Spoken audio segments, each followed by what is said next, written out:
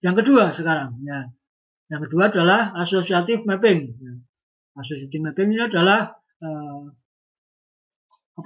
secara pengertian setiap blok di dalam main memory tadi bisa terpetakan kemana saja, ya, jadi bebas.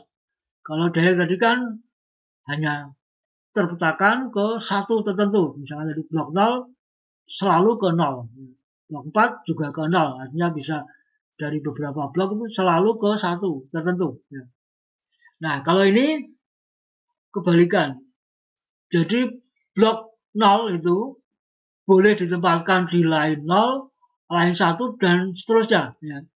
Jadi pokoknya asal ada yang kosong bisa ditempati. Kalau yang direct mapping tadi meskipun yang lain kosong nggak boleh karena dia harus ditempatkan pada posisi yang sudah ditentukan. Kalau ini bebas, ya. Bebas. Nah, ini associative mapping. Jadi maksudnya atau istilahnya caranya seperti itu. Ya. Jadi karena itu organisasi dari case yang menggunakan full associative mapping ini isinya cuma 2. Ya. Karena bebas, maka setiap blok tadi bebas ditempatkan dimana saja, sehingga gimana caranya? Ya langsung dicari tag-nya saja. Setelah ketemu tag-nya, baru kalau itu ketemu, baru diambil yang word yang diminta. Kalau nggak ketemu, berarti ya seperti tadi harus di copy dari main memory, ditempatkan di mana? Ditempatkan karena sudah penuh, nanti akan ada namanya replacement. Ya, kalau misalkan sudah penuh itu, kalau belum penuh, tidak ketemu tapi belum penuh, ya tempatkan yang kosong, bebas ya, karena bebas. Ini mekanismenya begitu. Kalau ketemu langsung diambil yang diminta, karena ini tempatnya bebas, maka kemungkinan akan mencari tag yang sama itu di seluruh case yang ada. Inilah salah satu kelemahannya adalah pencariannya akan lambat. Karena misalkan ukuran case-nya lainnya itu misalkan itu 1 kilo, berarti kan mencari selama 1 kilo itu. Ya. Nah, ini bebas ya, jadi ditempatkan di mana saja. Kalau miss tadi, maka nanti akan ditempatkan di tempat yang kosong. Tapi kalau misalkan penuh, nah maka harus mengganti yang ada. Itu nanti ada algoritma penggantian yang ada di dalam. Ini full associative mapping, yang full associative mapping. Nah, untuk contoh yang sama tadi, ya sistemnya yang menggunakan memori utamanya tadi 16 MB, kemudian cache-nya itu 64 kilo, kemudian bloknya 4 byte tadi.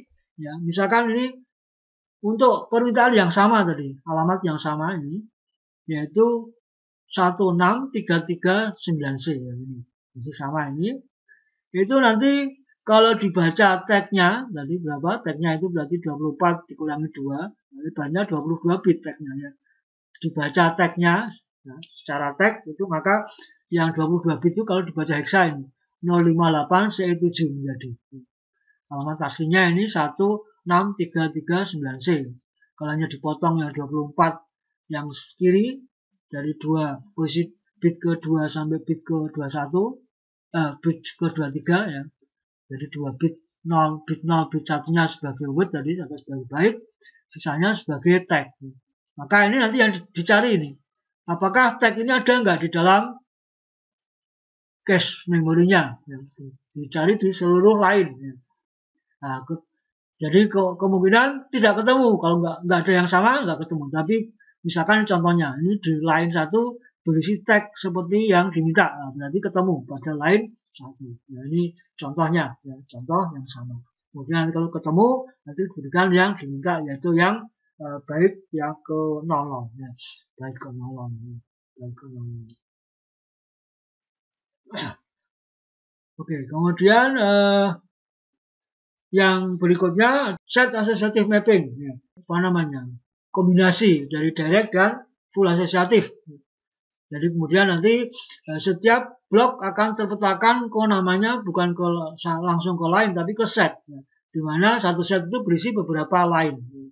Secara keterangan sederhananya, misalkan tadi line 0 itu misalkan blok 0, ya, blok 0 itu bisa ditempatkan di set 0 misalkan blok 0 itu nanti terletakkan ke set 0, maka dalam set 0 itu punya anggota beberapa line. Misalkan anggotanya 2 line, berarti nanti blok 0 akan bisa menempati di set 0 pada line 0 atau set 0 pada line 1. Itu maksudnya begitu. Jadi misalkan kalau tadi satu setnya itu berisi 2 line, ini istilah yang lebih digunakan adalah menggunakan istilah two way, 2 jalur associative mapping. Nah, kalau nanti misalkan satu setnya 4 line, namanya 4-way line, 4-way associative mapping. Ini untuk set asosiatif. Jadi tergantung nanti satu setnya berapa line, maka sebutannya menggunakan berapa jalur, berapa line di dalam satu set. Misalkan kalau 2 line dalam satu set, namanya two-way associative mapping. Jadi misalkan ini, jadi nanti setiap blok dari main memory itu bisa terletakkan ke satu set tertentu, misalkan set 0 tadi. Nah, maka set 0 itu punya line 0 dan line 1. Setiap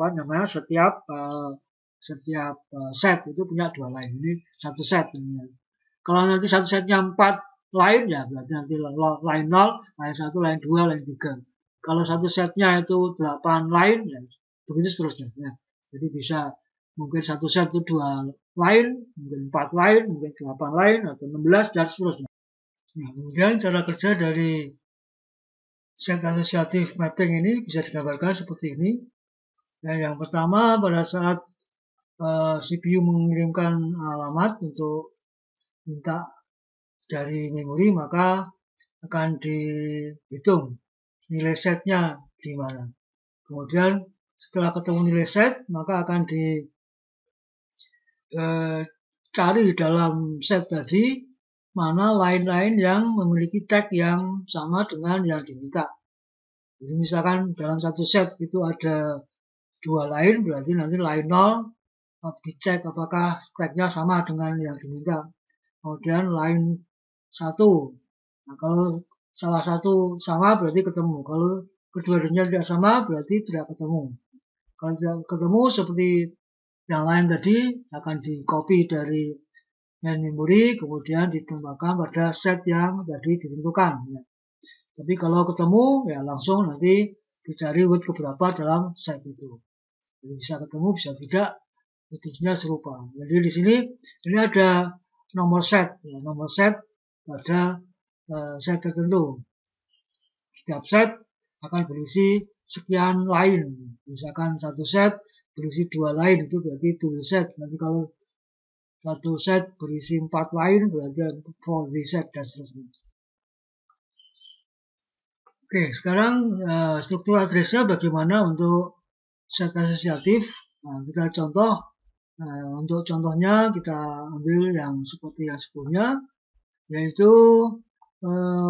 dengan cache yang ukurannya 64 kilo, kemudian block size-nya 4 byte, kemudian ukuran memori utamanya 16 MB. Nah, ini dengan contoh yang 1 bitnya sama dengan 1 byte. Kalau mapping fasenya atau fungsi mappingnya menggunakan two-way set asosiatif, ini maka kita bisa hitung. Pertama, seperti sebelumnya, alamat untuk yang dikirimkan dari CPU lebarnya adalah 24 bit karena 16 MB, ya, baru alamat 24 bit. Jadi ini alamat 24 bit akan dikirimkan dari CPU. Kemudian untuk bloknya ukurannya adalah 4 byte sehingga perlu 2 bit untuk wordnya, ya, untuk byte-nya karena satu word 1 byte, ya, ini identitasnya untuk menentukan byte keberapa dalam satu blok. Nah, kemudian sekarang untuk identifier yang lain yaitu nomor setnya. Nah, nomor setnya berarti karena ini menggunakan 2-way set, berarti ada satu set berisi 2 line, ya, sehingga kita bisa menghitung dari 64 kilo byte ukuran cache-nya, kemudian dibagi dengan 4 akan menjadi 16 dibagi 2 menjadi 8 kilo. Nah, maka ini setiap 8 kilo ini akan memerlukan berapa bit.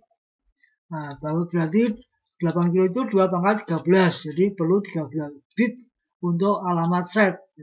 Jadi setiap setnya berisi 2 line, sehingga dari 16 kilo dibagi 2, ketemunya 8 kilo, 2 pangkat 13, sehingga perlu 13 bit untuk set number. Nah, maka sisanya tinggal 20 kurangi 13, jadi masih ada 9. Maka 9 ini dipakai untuk tag, sehingga struktur dari peta addressing-nya untuk set asosiatif mapping dengan two-way set asosiatif, ini dengan contohnya akan menjadi seperti ini. Jadi tag-nya 9 bit, kemudian set nomor setnya atau alamat setnya menggunakan 13 bit dan 2 bit untuk word atau untuk byte, karena 1 word 1 byte. Ya. Nah, ini mapping address-nya untuk yang two-way set asosiatif dengan contoh yang seperti sebelumnya. Jadi misalkan ini secara pencarian di memori, misalkan suatu saat yang menggunakan two-way set tadi ini memerlukan alamat seperti sebelumnya. Ini alamat diambil yang alamat yang tengah. Ini kalau dibaca hexa adalah 16339C, ya. Jadi alamat yang 16339C, ini alamat yang depan, ya. FW ini yang 0, ini yang 01, yang 1011, ya. Nah, maka kalau dipecah-pecah dalam mappingnya tadi, berarti akan diperlukan 2 bit seperti sebelumnya, itu untuk word, tapi bedanya ini setnya 13 bit. Sehingga kalau dibaca 13 bit dari kanan sebanyak 13 ini akan menjadi, kalau dibaca dalam hexa, menjadi 0CE7. Jadi nomor setnya ketemunya 0CE7. Nah, sedangkan tag-nya berarti 9 bit. 9 bit dibaca dari mulai ini kanan, ya mulai kalau dibaca dari kanan ini 110100, ya. Maka ini akan nanti terbaca dari sini, ya, dari sini akan terbaca nanti 1100 itu C dan seterusnya. 1100 kemudian 1000 itu 2 dan 0. Jadi ini tag-nya 02C. Tag-nya 02C, kemudian nomor setnya adalah 0CE7. Jadi setnya 0CE7 kalau dibaca di sini, jadi ketemu pada set 0CE7. Nah, tag-nya untuk alamat ini 16339C adalah 02C. Nah, maka misalkan diminta alamat ini, berarti akan diketemukan pada set nomor 0CE7. Karena ini berisi 2 line, maka akan dibandingkan. Pada line pertama, apakah tag-nya sama dengan yang dicari. Kalau misalkan ini tidak sama, maka akan dibandingkan dari line yang kedua atau L1. Jadi kalau ini L0, ini L1. Nah, kebetulan ini yang L1 tag-nya isinya 02C, berarti ketemu pada L0. Andaikan ini tidak, kemudian ada di sini 02C, berarti ketemu pada L1. Tapi jika kedua-duanya tag-nya tidak bernilai 02C, berarti tidak ketemu. Meskipun ini sudah ketemu set, tapi tidak ketemu. Ya, kalau tidak ketemu, ya nanti akan dikopikan dari alamat yang diminta, dikopi ke cache memory ini. Tentu saja karena hanya 2, ya, yang kosong yang mana dikopi ke salah satu. Kalau kedua-duanya terisi, ya bisa gantikan ke salah satu yang ada. Ini adalah mekanisme dari two-way set associative mapping. Two-way set associative mapping. Oke, jadi ya, kita sudah mempelajari 3 macam function mapping atau fungsi pemetaan, ya, dari alamat yang diberikan oleh prosesor untuk minta dari memori, tapi kemudian dari alamat itu bisa ditentukan, bisa dicari apakah alamat yang diminta itu terdapat di cache memory atau tidak dengan menggunakan salah satu mapping function yang digunakan. Apakah menggunakan direct mapping atau menggunakan full associative mapping atau asosiatif penuh, atau menggunakan set asosiatif. Set asosiatif bisa diperinci lagi apakah menggunakan 2-way set, apa menggunakan 4-way set, atau menggunakan 8-way set, atau bahkan menggunakan 16-way set dan seterusnya. Ya. Ini bisa bervariasi kalau yang ini tergantung 2 pangkat n setnya mau berapa. Nah, dengan demikian kita bisa membuat perbandingan. Misalkan untuk contoh yang sama yang lalu, ini kita bisa buat perbandingan. Misalkan untuk case yang ukurannya kemarin adalah 60, yang tadi 64 kilo, kemudian dengan ukuran blok itu 4 byte dan seterusnya, akan ketemu dengan direct mapping itu tag-nya 8 bit. Kemudian karena direct mapping perlu line tertentu 14 bit. Kemudian karena ukuran width-nya itu satu bloknya itu 2 byte dan satu width-nya itu ya 1 byte, maka width-nya perlu 2 bit. Ini untuk direct mapping, polanya ada 8, 14, 2. Nah, kalau untuk full asosiatif, sudah penuh, maka mappingnya akan beda karena di dalam full asosiatif atau asosiatif penuh ini tidak ada peta alamat, ya, adanya hanya peta width, ya. Jadi adanya byte di dalam blok itu keberapa, sisanya sebagai tag semua. Jadi ini tagnya lebar atau panjang, ya, panjang. Sedangkan untuk yang ketiga, yang set asosiatif, ini maka serupa dengan yang direct, tapi alamatnya bukan alamat lain, tapi alamat set. Ya. Jadi ini variasi dari 3 macam fungsi pemetaan dengan satu contoh spek cache dan memori yang sama, juga dengan block size yang sama, akan menghasilkan struktur pemetaan dari address yang berbeda-beda. Nah, ini contoh yang diberikan menggunakan ukuran satu width-nya 1 byte. Satu width-nya 1 byte.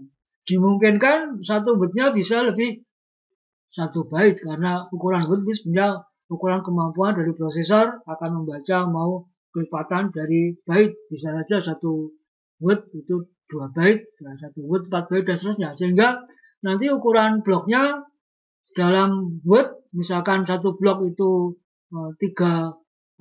satu blok itu 4 width. Kalau satu width-nya 2 byte, ya berarti kan satu bloknya itu 2 kali 4, berarti sebenarnya satu blok 8 byte, tetapi satu blok kalau dalam width satu bloknya 4 width, 4 width karena satu width-nya 2 byte. Maka kalau strukturnya itu dalam satu width-nya lebih dari 1 byte, maka nanti di dalam mapping instruksinya ini akan ada tambahan alamat width. Ya, jadi alamat width kemudian diturunkan menjadi alamat byte. Jadi karena satu width-nya lebih dari 1 byte, maka nanti berarti ada alamat byte tersendiri. Jadi ini contohnya misalkan untuk contoh yang sama ukuran cache-nya, tetapi bloknya size diubah misalkan menjadi 16 byte. Nah, dengan width yang beda juga, satu width-nya 2 byte. Jadi satunya bukan 1 byte, tapi satu width-nya 2 byte. Nah, ukuran memorinya sama, masih 16 MB. Jadi untuk alamat memorinya masih perlu 24 bit, lebarnya 24 bit. Kemudian yang beda adalah ukuran dari peta untuk width dan untuk byte-nya. Jadi karena satu bloknya 16 byte, kemudian satu width itu 2 byte, berarti kalau dalam width satu blok itu adalah 8 width. 8 width. Nah, jadi satu bloknya itu 8 width. Maka kalau diperlukan alamat width maka perlu 3 bit. Nah, 3 bit karena 2 pangkat 3 itu 8 width. Sementara setiap width itu 2 byte, berarti untuk mengalamati byte dalam width butuh atau memerlukan 1 bit. Nah, 1 bit untuk identifier byte. Nah, jadi untuk width-nya 3 karena 2 pangkat 3 8, kemudian untuk byte-nya cuma 1 karena 1 width-nya 2 byte. Nah, sehingga ini akan struktur petanya akan terdiri dari nanti ada width, ada byte, dan kemudian karena contohnya direct mapping, ya, direct mapping, maka berarti nanti untuk line-nya, ya, untuk line, ya, berarti line-nya berapa? Line-nya 64 dibagi 16. ketemu 4 kilo. Nah, untuk 4 kilo itu 2 pangkat 12. Ya, maka berarti butuh 12 bit untuk alamat lain. Ya, untuk alamat lain. Nah, sehingga dari sisa dari word, kemudian dari byte, kemudian dari line, kemudian sisanya adalah tinggal 8 bit. Jadi yang tersisa dari word-nya itu 24 dikurangi 3 kurangi 1 tinggal 20, kemudian 20 dipakai untuk line 12, maka 20 kurangi 12 tinggal 8, maka 8 bit ini untuk tag. Maka struktur address-nya akan seperti ini. Jadi ada tag, ada line, kemudian ada word, ada byte. Ya, jadi ini struktur kalau di dalam ketentuan cache-nya itu sampai dengan word-nya n byte. Jadi ini jadi kalau word-nya 1 byte ya cukup word aja karena word-nya dengan byte sama. Tapi kalau word-nya itu n byte maka nanti akan, karena dimungkinkan nanti browsernya mintanya 1 byte bisa aja, 1 byte dalam word. Atau browser mintanya betul-betul 1 word, ya berarti ya 1 word dalam blok kan gitu. 1 word dalam blok. Jadi kalau nanti 1 byte dalam word berarti kan bertahap, nanti ketemunya word berapa dalam blok, kemudian baru turun byte ke berapa dalam word. Tapi kalau permintaannya ukurannya word berarti langsung dalam satu blok itu word keberapa dalam, jadi word keberapa dalam satu blok. Nah ini apa namanya perluasan dari struktur yang lebih detail kalau itu wordnya lebih dari 1 byte gitu ya. Jadi contohnya seperti ini. Nah, oke, lalu di dalam penggunaan cache tadi, karena cache-nya jauh lebih kecil, itu dimungkinkan suatu saat pasti akan penuh. Kalau penuh berarti nanti berikutnya kalau nanti terjadi miss, padahal harus mengcopy ke cache memori dari main memory, mau ditempatkan di mana. Nah ini maka ada beberapa alternatif, tergantung kepada fungsi pemetaan yang digunakan. Kalau menggunakan direct mapping, ya tidak ada alternatif karena dengan direct mapping itu sudah tertentu. Kalau diminta alamat dari memori alamat tertentu pasti sudah akan menunjuk ke line tertentu, sehingga ya kalau terjadi miss tidak ketemu ya maka ya harus menggantikan pada line tersebut. Ya, tidak ada pilihan lain. Jadi ini artinya tidak akan ada pilihan untuk mengganti blok yang ada di dalam line. Jadi langsung digantikan begitu saja karena direct mapping. Nah, kalau yang digunakan fungsinya untuk pemetaannya itu full asosiatif atau set asosiatif, berarti ada pilihan. Kalau full asosiatif maka ya bisa dipilih dari seluruh line yang ada, karena dimungkinkan itu tempatnya di seluruh line yang ada. Kalau set asosiatif maka dipilih di antara line di dalam set. Nah, kalau tadi setnya ada 2 ya berarti salah satu dari 2 akan diganti dengan yang akan dimasukkan. Baru saja di miss kemudian harus mengganti salah satu. Nah, kemudian kalau itu 4 ya di antara 4. Nah, berarti kan ada pemilihan itu namanya kita bisa menggunakan suatu aturan atau algoritma tertentu. Nah, untuk full asosiatif atau set asosiatif ini ada beberapa algoritma yang digunakan untuk mengganti blok yang ada di dalam cache memori yang harus diganti saat terjadi miss tadi ya. Nah, kita namakan dengan replacement algorithm, algoritma penggantian blok yang ada di dalam line cache tadi. Nah, ada 3 algoritma dasar yang bisa kita lihat di sini yang paling mudah. Yang pertama adalah FIFO, first in first out. Kemudian adalah LFU, least frequently used. Kemudian yang ketiga adalah LRU, least recently used. Dan ada yang lain lagi secara random, acak, atau menggunakan algoritma secara hardware. Jadi algoritmanya akan digunakan secara hardware. Nah, ini yang list yang pertama, yang paling mudah FIFO. Jadi FIFO secara pengertian dasar adalah yang digantikan itu yang pertama kali masuk atau dimasukkan ke dalam cache itu yang akan di first in, artinya yang pertama kali dia dimasukkan ke dalam cache itu yang akan digantikan.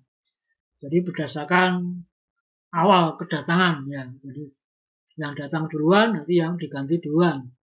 Sedangkan yang least frequently used ini yang berdasarkan penggunaan. Jadi kalau dia sering digunakan maka tidak diganti. Meskipun baru saja atau meskipun sudah lama sekali di dalam cache memory tapi sering digunakan maka tidak akan diganti. Yang diganti yang jarang digunakan. Meskipun baru saja dimasukkan tapi lalu hanya dipakai sekali itu akan bisa diganti. Tapi kalau yang sering digunakan ya dimungkinkan kalau programnya itu seperti program loop ya, berulang-ulang maka ini akan ada blok-blok yang sering digunakan. Itu maka ini akan memilih yang tidak atau jarang digunakan itu yang akan dipilih untuk diganti, ya. Dipilih untuk diganti. Yang ketiga itu least recently used yang tidak baru saja digunakan, ya.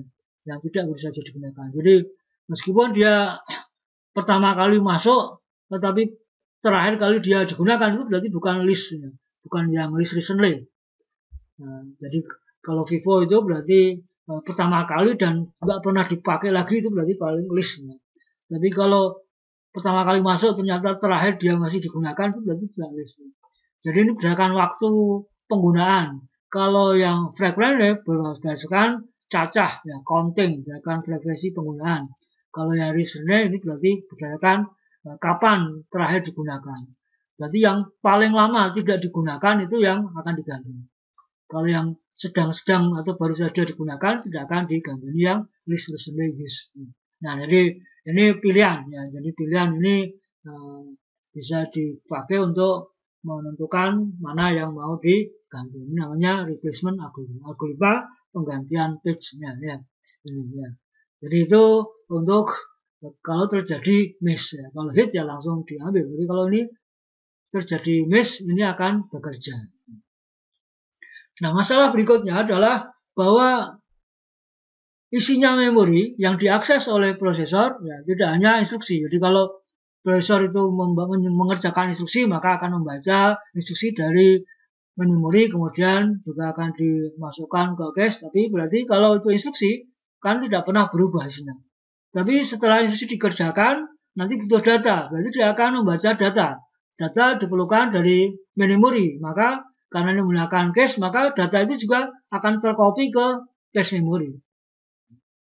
Jadi alamat data tadi juga akan ada di dalam cache memori. Nah, kalau data dimungkinkan nanti ada perubahan karena processing, ya, karena diproses, kemudian nanti disimpan kembali. Nah, sama tadi ya. Kalau disimpan kembali ke memori juga nanti karena ini menggunakan cache juga berarti kan sebenarnya ya sama yang dikirimkan alamat dulu. Nah, pada saat alamat itu ternyata ada di cache memori juga menulisnya tidak ke memori tapi menulisnya ke cache memori sehingga nanti di main memorinya sendiri datanya belum up to date karena menulisnya ke cache memori karena sistem cache-nya itu kan akan melihat pokoknya asal ada di dalam cache memori maka yang diberikan atau yang diakses artinya dibaca tulis itu dari cache memori. Nah, masalahnya adalah kalau data dan itu nanti kemudian terkena algoritma penggantian page tadi, yaitu ternyata penuh kemudian harus digantikan, berarti ini data yang berubah yang ada di cache harus ditulis kembali ke memori. Nah, maka ini diperlukan mekanisme bagaimana cara untuk menulis kembali data-data yang ada di cache memori untuk dituliskan ke memori. Ini istilahnya adalah write policy. Write policy. Nah, prinsipnya ada dua metode yang bisa digunakan. Yang pertama adalah dengan namanya write through. Yang kedua namanya write back. Jadi tulis langsung, write through ini tulis langsung. Dan yang kedua tulis belakangan. Yang pertama write through itu berarti setiap ada perubahan dalam cache memori nanti akan dituliskan ke memori. Jadi setiap cache memori itu diganti isinya, datanya berubah maka langsung dituliskan ke memori. Nah, itu berarti setiap ada akses ke cache memori juga akan akses ke memori. Berarti ini akan secara kinerja akan lambat. Nah, sedangkan untuk yang write back itu akan dituliskan kembali ke main memory dari cache memory itu pada saat dia akan diganti, ya, terkena flash replacement itu akan digantikan ke pada saat terkena penggantian, ya, kena algoritma tadi replacement, dia harus diganti dengan blok yang lain, maka blok yang ada dalam cache memory yang berubah tadi baru akan ditulis balik ke main memory. Jadi ini write back, write belakangan. Ya. Kapan belakangan? Ya pada saat dia akan diganti. Nah, ini berarti secara kinerja mungkin cepat, tetapi kerugiannya, kelemahannya ya nanti kalau di tengah jalan itu terjadi terjadi error, terjadi gangguan, maka data-data yang ada di cache itu masih belum konsisten dengan yang ada di memori. Jadi ini masalah konsistensi. Ya. Masalah konsistensi itu adalah yang write back. Nah, ini jadi masalah untuk bagaimana membuat supaya antara cache memori dengan memori itu konsisten, tidak ada perbedaan isi. Nah, jadi namanya write policy. Nah, saya kira itu yang bisa kita pelajari untuk masalah cache memori, mulai dari direct mapping, dari fungsi pemetaan, sampai dengan write policy yang write back ini. Mungkin untuk materi yang cache memory kita cukupkan sekian dulu. Terima kasih.